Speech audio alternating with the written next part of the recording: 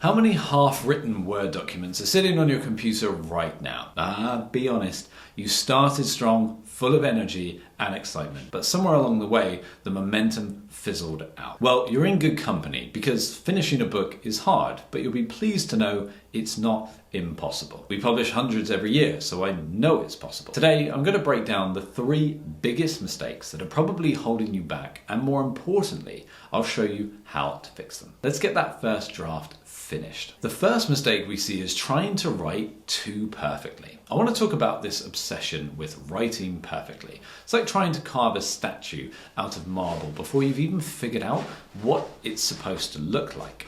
Perfectionism is the ultimate book killer. You sit down to write and suddenly you're not an author, you've become this sentence surgeon who's dissecting every word, trimming every comma until you've polished your way into a complete creative standstill. Now, 2 hours later, you've got a single paragraph that's technically flawless, but it feels like you've stripped it of any life whatsoever. And so here's the deal. Your first draft isn't the final product. It's the sandbox. It's where you dig, it's where you build, maybe where you knock things over and you start again. No one is judging you here. It's just you and the story. Think of it like baking. You don't frost the cake while it's still in the oven. So instead of writing a masterpiece on your first go, just write like no one is watching. Here's a trick that I like to use. Set a timer for 20 minutes and just write. Just go full steam, no judgment. It doesn't matter if it's chaotic or repetitive or even ridiculous. If you're stuck on a scene, then don't panic about it. Just write something like, the hero has a meltdown here because JQ. I'll link to a video about this. It's a writing method, and then move on, right? You're sketching, not sculpting, and it's easier to revise a messy draft than a completely blank page. Plus, you might just stumble on moments of brilliance amongst all the chaos. The other big mistake is not having a plan. Here is a common problem that I see with almost all the authors we work with. They don't know where their story is going.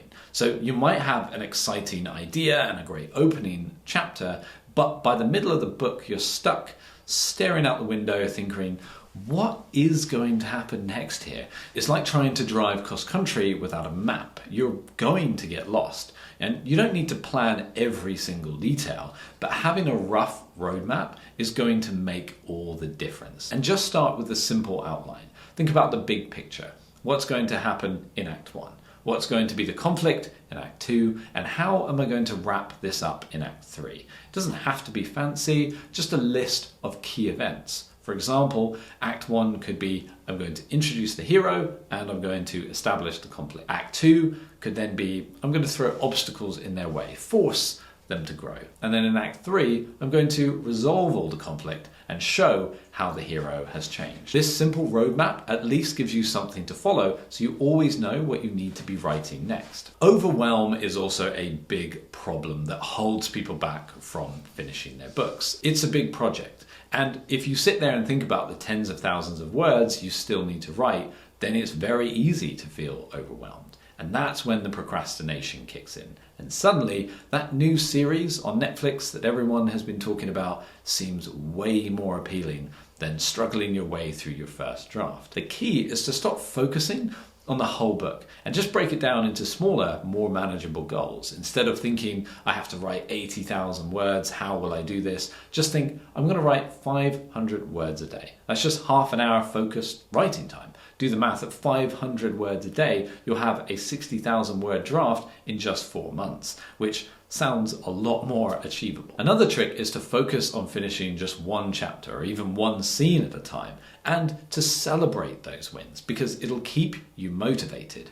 Progress is progress. It doesn't matter how small it is. The final tip I'll leave you with is accountability. Writing is a lonely endeavor, and when no one's watching, it's really easy to give up. That's why accountability is so powerful. It's the reason that most people hire a personal trainer in the gym. They know the reps they should do, how many they should do, what they should eat, but quite honestly, most people won't do all the sets they're supposed to, and they'll make excuses like I'm tired today or short on time or any number of other excuses. And if you're that type of person, which most of us are, then joining a writing group or finding a partner, or even just a friend who holds you accountable is going to get that first draft done so much faster. If you're struggling to stay motivated, drop a comment below and let me know. I'd love to help you stay on track. And also, let me know how many unfinished manuscripts you have on your computer right now. So finally, let's wrap this up. The bottom line is to stop chasing perfection. Make a simple plan, take it one step at a time.